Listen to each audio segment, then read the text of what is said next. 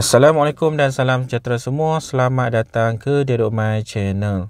Dalam video ini saya akan tunjukkan kepada anda cara untuk semak kelayakan sumbangan asas rahmah melalui laman web My Kasih. Jadi kita buka web browser, contoh saya guna Google Chrome, kemudian kita type dalam search Google ni My Kasih, MYKASIH. Lepas tu kita boleh enter, kemudian kita ambil laman web HTTPS. Buka laman web HTTPS www.mykasih.com.my mykasih.com.my. Jadi kita boleh tengok ke atas tu dia ada semakan pelaksanaan sumbangan asas rahmah ataupun SARA bagi penerima. Tekan button semak kelayakan. Di tengah-tengah tu anda boleh nampak semakan status nombor MyCard. Jadi anda boleh masukkan nombor MyCard anda dalam ruangan ni. Contoh dalam video ni saya semak untuk ayah saya tak dapat. Jadi saya masukkan nombor MyCard ayah saya. Okey, kemudian kita tunggu sehingga button semakan status tu bertukar menjadi brown macam ni, barulah kita tekan. Kalau dia dalam blur ni dia tak boleh tekan kan. Tunggu sampai nak jadi brown macam ni, kita tekan semakan status. Alright, kita tengok kat sini. Alhamdulillah ayah saya dapat status dia layak. Dan kita boleh tengok ada tarikh program bermula 1/4/2025 dan tarikh program berakhir 31/12/2025. Untuk ayah saya ni, okey, pendaftaran SARA dia dulu sebab ayah saya warga emas yang kematian isteri. Jadi ayah saya dapat RM50 lah, RM50. Dan kat bawah tu dia tulis anda boleh membeli mulai tarikh program bermula sehingga tarikh program berakhir. Okey, so duit kita akan dapat tu, duit tu dia akan link dengan MyCard lah. Kena bawa MyCard lah untuk buat pembelian. Jadi untuk ayah saya ni dapat RM50. Untuk anda yang berkeluarga, dia akan dapat lebih lagi lah. Ada yang dapat 150, ada yang dapat 200 kan, ada dapat 200.5. Jadi nilai ni ditentukan oleh kita punya ahli-ahli keluarga lah, bilangan ahli keluarga. Alright, so ni ayah saya punya. Dan kita boleh semak kedai mana yang boleh kita beli menggunakan MyCard untuk sumbangan asas rahmah. Ataupun kita panggil My Kasih. Boleh tanya kedai tu siapa ada My Kasih, ataupun siapa ada SARA, ataupun siapa ada sumbangan asas rahmah.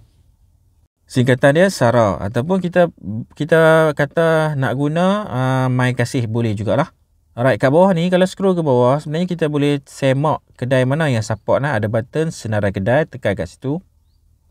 Kemudian kita type masuk bandar, bandar mana yang kita duduk yang berdekatan dengan kita boleh type. Contoh saya ayah saya ni dekat dengan Changlun, kita letak alamat, kita letak nama bandar Changlun, negeri Kedah. Jadi pilih negeri Kedah dan tekan butang cari. Kalau tengok ni tak naik Changlun tak naik. Jadi tak ada dalam database. Mungkin dia guna nama yang baru. Nama baru pekan Changlun ni LUN LON ni nama lama. Kita tukar tengok LUN Changlun, kemudian tekan button cari. Ada senarai kedai. Kalau kita tengok tu ada Simat Changlun Sdn Bhd dan Pasar Raya Ekonomi Changlun Ewang Sdn Bhd. Jadi Changlun ni ada dua kedai ni yang support SARA ataupun My Kasih lah. Okey, saya pun tak pasti sama ada database dia betul-betul accurate atau tidak. Mungkin kedai lain ada support tapi dua yang di senarai ni confirm memang support Baik, rumah ayah saya ni sebenarnya duduk dekat sepadan Perlis. Jadi kita cuba search tengok Bandar Pauh Perlis. Ada tak kedai yang support negeri Perlis. Okey, tekan button cari. Okey, kalau tengok ni Pauh dia tak jumpa. Okey, kita tukarlah Pauh ni bandar kecil Kita letak Bandar Arau. Arau besar sikit. Arau, Bandar Diraja. Arau. Arau negeri Perlis, tekan cari. Arau ada senarai kedai dia.